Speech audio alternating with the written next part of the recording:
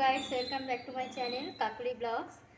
আজকে আমি সামনেই জন্মাষ্টমী, সবাই জানো সেটা। তা জন্মাষ্টমীর আগের দিন আর কি আমি একটুখানি গোছগাছ করছি এখানে, বারান্দাতেই, আমাদের দোতলার বারান্দায়। ওখানে একটু পুজো দেব ইচ্ছে আছে।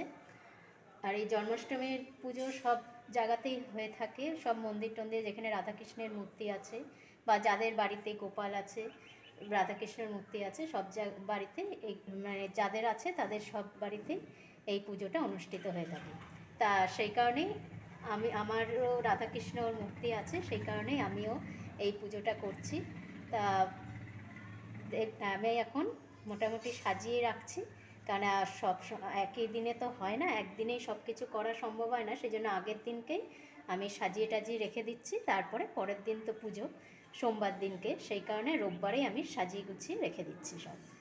দেখতেই পাচ্ছ আমি তারপরে বারান্দার মধ্যে একটা চাঁদোয়া টাঙিয়ে নিচ্ছি সুন্দর করে, একটা টুলের ওপর দাঁড়িয়ে নিচ্ছি, কেন উঁচু তো অনেকটা, সেই কারণে আর কি চাদোয়াটা টানাতে গেলে একটু টুলের ওপরেই দাঁড়াতে হবে, তাই দাঁড়িয়ে ওটাকে টাঙিয়ে নিচ্ছি। এগুলো করতেও কিন্তু অনেক সময় লাগে, কেননা অত হুড়াহুড়ি করে তো আর করা যায় না সব কিছু, আর তারপরে সংসারেরও অন্য অন্য কাজও থাকে। সেই কারণে আমি আগের দিনকেই রোববার দিনকেই সব কিছু গুছিয়ে টুছিয়ে রেখে দিচ্ছি। সাজানোর ব্যাপারটা আর কি, ধরো এই যে ঠাকুর বসাবো, যে তার পেছনটা ঠাকুরের পেছনের ব্যাকগ্রাউন্ডটা যদি সুন্দর না হয় তাহলে ভালোও লাগে না দেখতে। সেই জন্য ভাবলাম একটুখানি একটু সাজিয়ে গুছিয়ে ঠিকঠাক করে রাখি, তাহলে সুবিধা হবে, কারণ আবার বাজার টাজারও যেতে হবে। সেই কারণে সব কিছুই করে রেখে দিচ্ছি। তা এখন দেখো টুনি লাইটও লাগাবো, টুনিও নিয়ে এসছি আমি, টুনি লাইট লাগাবো করে সব টুনি দিয়েই সাজাবো সুন্দর করে, কেননা জন্মাষ্টমী বলে কথা, কৃষ্ণর জন্মদিন, কাজেই একটুখানি সুন্দর করে তো সাজাতেই হবে। সেই কারণে আমি সুন্দর করে সাজিয়ে রেখে দিচ্ছি।